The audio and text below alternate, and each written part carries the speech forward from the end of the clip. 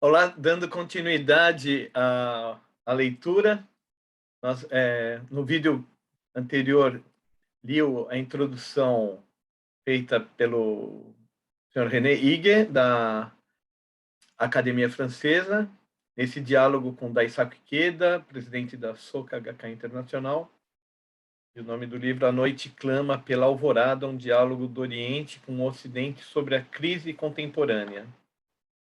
No vídeo passado, eu falei que foi um diálogo feito na década de 80, mas me enganei. Foi na década de 70 e ele foi publicado em 1980, o livro, mas o diálogo ocorreu na década de 70. Então vamos, já fiz a leitura então da introdução de René Higuet, vou ler agora a introdução de Daisaku Ikeda.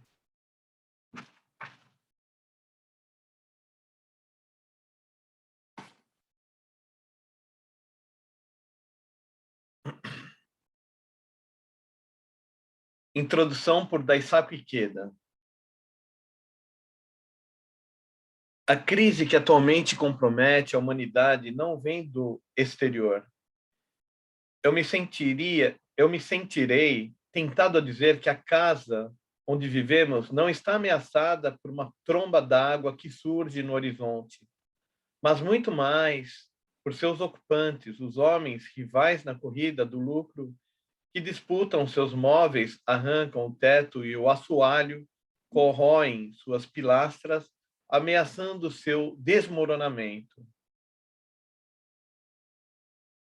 O antagonismo de interesses e os atritos são fonte de ódio que desencadeiam a fabricação de armas concebidas para destruir o adversário.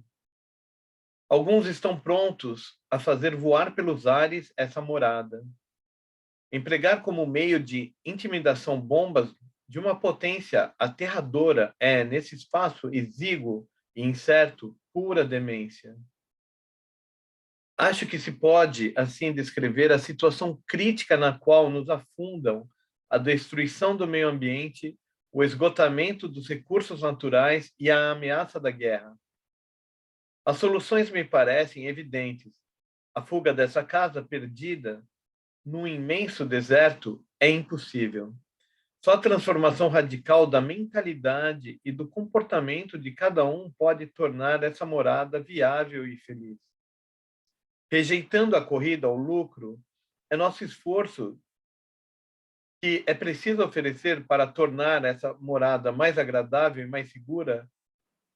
E rejeitando o ódio, é preciso chegar a nos amar e a nos proteger e a nos auxiliar mutuamente. Aqui intervém a questão que mais me preocupa: como e em que medida as religiões poderão contribuir para essa transformação? O cristianismo e o islamismo, no impulso primeiro de suas espiritualidades, chegaram a reunir em uma comunidade povos que até então se dilaceravam. Uma coexistência fundamentada em laços espirituais fortes foi instaurada, apesar dos incessantes conflitos locais.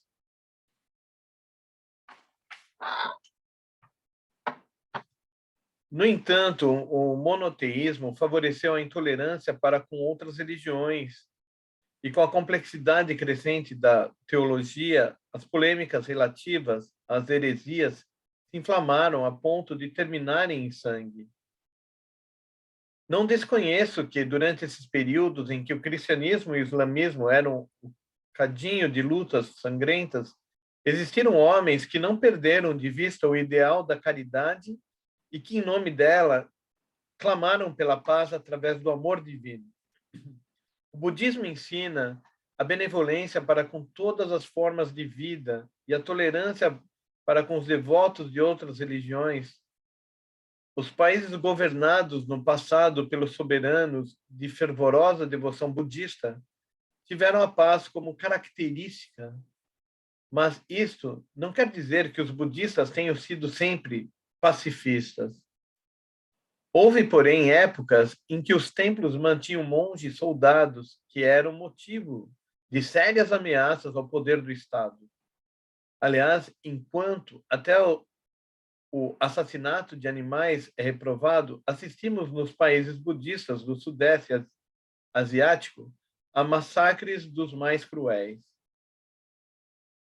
Desse modo, pela paz, a escolha dessa ou daquela religião não é uma panaceia.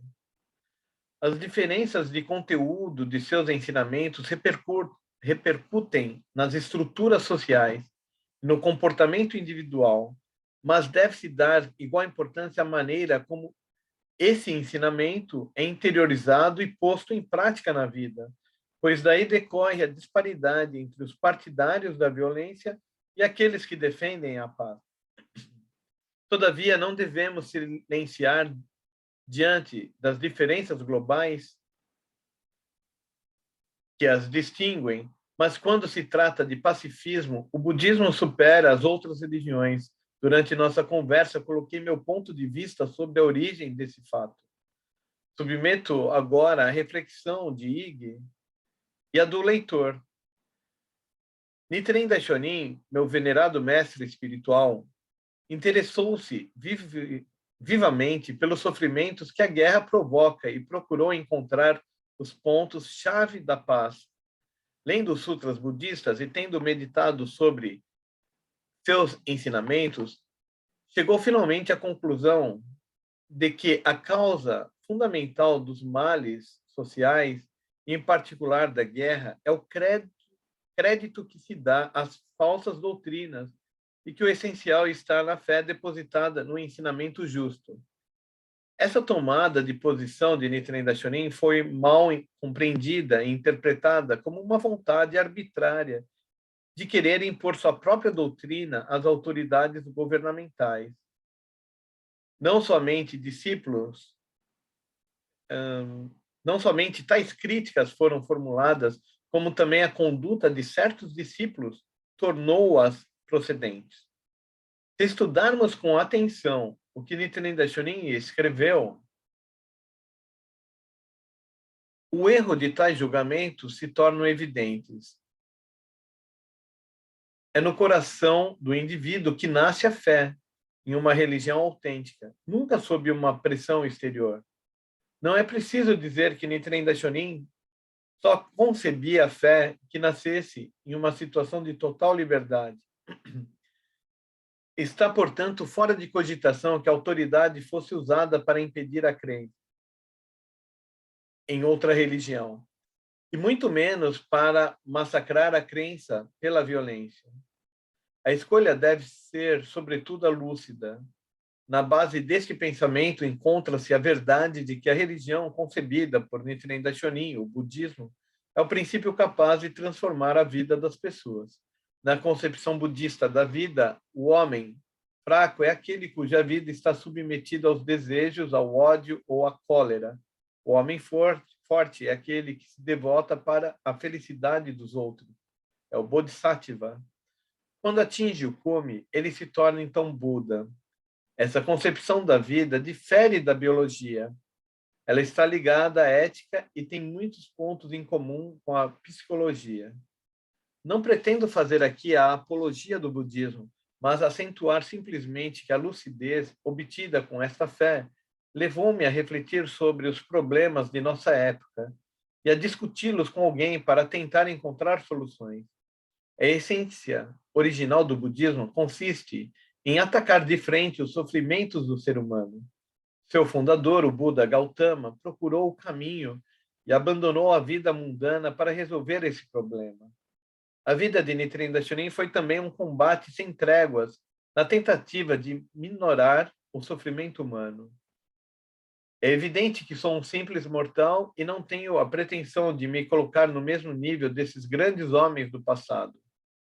O que posso fazer não é descobrir verdades ou caminhos novos, mas esforçar-me apenas em orientar meus contemporâneos em direção à luz que iluminou esses sábios. Em todas as religiões, inclusive no budismo, a palavra de seus fundadores, que revelam pela primeira vez a verdade, teve profunda ressonância, porém vem se degradando com o tempo.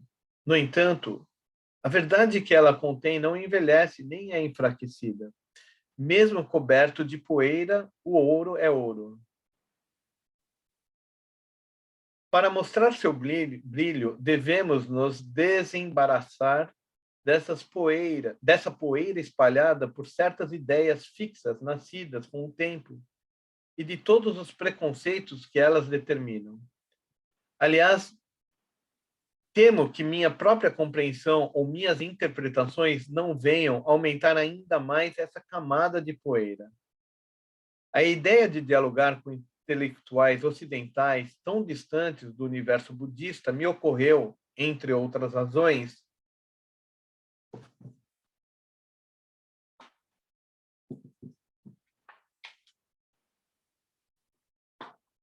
motivada pelo desejo de me examinar.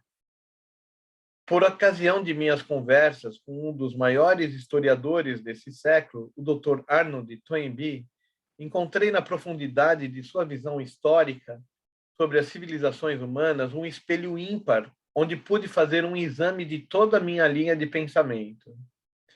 Atualmente, René Higuet é um dos maiores especialistas em arte da França. Não se limitando às pesquisas das obras de arte em si, ele divulga, através de uma observação perspicaz, os meandros da alma humana que elas encerram. Em suas inúmeras obras, ele pesquisa também o homem. Numa das passagens de Dialogue avec le visible, diálogo com o visível, ele descreve o que se chama a teoria dos 10 mundos, a base da filosofia de vida do budismo.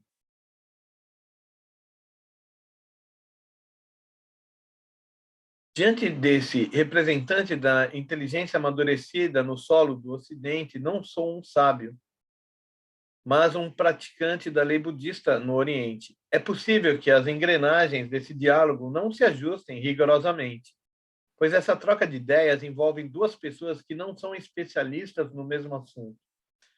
Eu ficaria feliz se, mais do que um encadeamento bem ordenado de ideias, o leitor puder descobrir aqui o encontro da luz de dois espíritos.